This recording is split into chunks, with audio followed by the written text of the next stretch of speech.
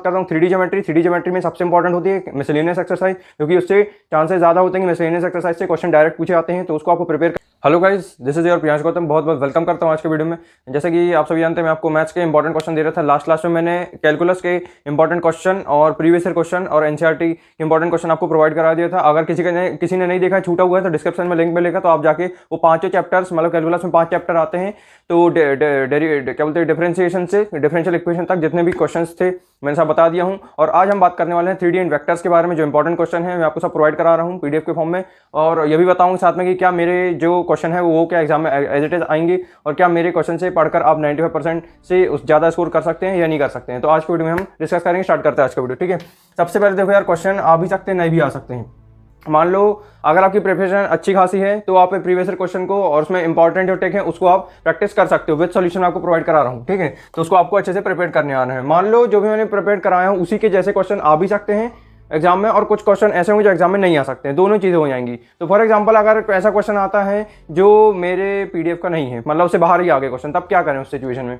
तो बेसिकली ये हो सकता है कि एक तो मेरे ऐसे क्वेश्चन आ जाएंगे जो मैं आपको पीडीएफ में प्रोवाइड करा रहा हूँ, और दूसरा ये हो सकता है कि जो क्वेश्चन मैं दे रहा हूँ उसका पूछने का तरीका बदल जाए, क्योंकि एग्जाम में क्या होता है क्वेश्चन हर बार फ्लिप कर देते हैं, क्वेश्चन को घुमा के अलग तरीके से पूछा जाता है। उसके लिए मैंने आपको बताया कि प्रीवियस ईयर क्वेश्चन आपको करना चाहिए, जो कि मैं आपको पीडीएफ के फॉर्म में प्रोवाइड करा रहा हूँ, जिससे आपकी हेल्प हो सके। और आपको पकड़ना क्या है पीवाईक्यू से, आपको पकड़ना ये है मेथड और कॉन्सेप्ट। मान लो मेरा क्वेश्चन आया ही नहीं, आपको तब भी टॉपिक याद रखना है कि कौन से टॉपिक का क्वेश्चन आया है, उसमें मेथड कौन सा लग रहा है, कॉन्सेप्ट कौन सा लग रहा है, क्योंकि वही आप लिख दोगे उससे भी मार्क्स मिलते हैं, बट उसको क्लियर करके लिखना पड़ेगा, है ना। पहले आपने क्वेश्चन लिखा, गिवन लिखा, फिर उसके बाद आपने बेसिक कॉन्सेप्ट लगाया, मेथड लगाया, फिर उसके बाद आप उसको सॉल्व करते आ रहे हो। तो ये मेन चीज़ आपको याद रखना है, छोड़ना तो बिल्कुल भी नहीं है। और मान लो जो आ रहा है उसको करके आना है, और जो नहीं आ रहा है उसके लिए मेथड लगाना है, कॉन्सेप्ट लगाना है। क्लियर होगी बात। तो हर वीडियो में यही बोलते आऊँगा।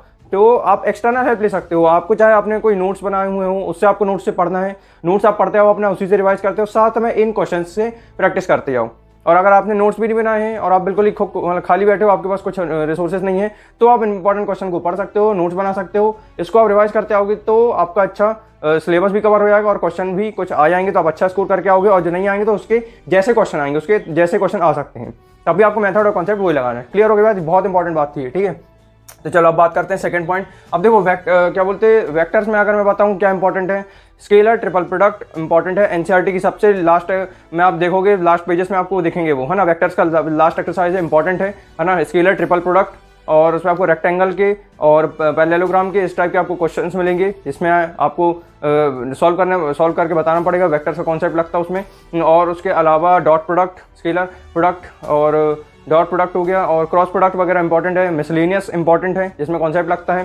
क्लियर हो रही बात। और प्रोजेक्शन ऑफ वेक्टर इंपॉर्टेंट है, इंपॉर्टेंट टॉपिक है, बस एक फॉर्मूला ही इंपॉर्टेंट है, और उसके साथ में आपको सॉल्व करते बनना चाहिए उसको, वो भी प्रीवियस ईयर क्वेश्चन में आपको मिल जाएंगे। अब इसके बाद बात करता हूँ 3D ज्योमेट्री। 3D ज्योमेट्री में सबसे इंपॉर्टेंट होती है मिसलेनियस एक्सरसाइज, क्योंकि उससे चांसेस ज़्यादा होते हैं कि मिसलेनियस एक्सरसाइज से क्वेश्चन डायरेक्ट पूछे आते हैं, तो उसको आपको प्रिपेयर कर लेना है। आपको मेथड याद रखना है, कॉन्सेप्ट याद रखना है, इक्वेशन ऑफ प्लेन क्या होता है, इक्वेशन ऑफ लाइन क्या होता है ना। आपको बेसिक उसका बनना चाहिए। एनसीईआरटी में मैं वैसे ही टेक करके आपको दे रहा हूँ, वही अगर आप प्रिपेयर कर लोगे तब भी वही क्वेश्चन आ भी सकते हैं, और मेथड कॉन्सेप्ट आपको वही लगाना, उसके जैसे भी आ सकते हैं और वो भी आ सकते हैं। ये बात ध्यान रखना। अगर मान लो मेरे ऐसे क्वेश्चन है तो उसके जैसे आएंगे, या उसको पूछने का तरीका अलग रहेगा, बट उसका सॉल्यूशन वही रहेगा, मेथड वही रहेगा, कॉन्सेप्ट वही रहेगा, छोड़ना बस नहीं। क्लियर है। तो और मैंने ये बता दिया 3D वेक्टर में इस तरीके से आप पढ़ोगे तो इंपॉर्टेंट है। और उसके बाद 3-5 मार्क्स के क्वेश्चन आप पहले सॉल्व करना, 3-5 मार्क्स से पहले सॉल्व करना, बाद में 1-2 मार्क्स पे आना, ठीक है। और इस क्वेश्चन को साथ साथ करने के बाद सैंपल पेपर आपको करना बहुत जरूरी है। सैंपल पेपर से आपको 2 चीज़ें पता चलेंगी।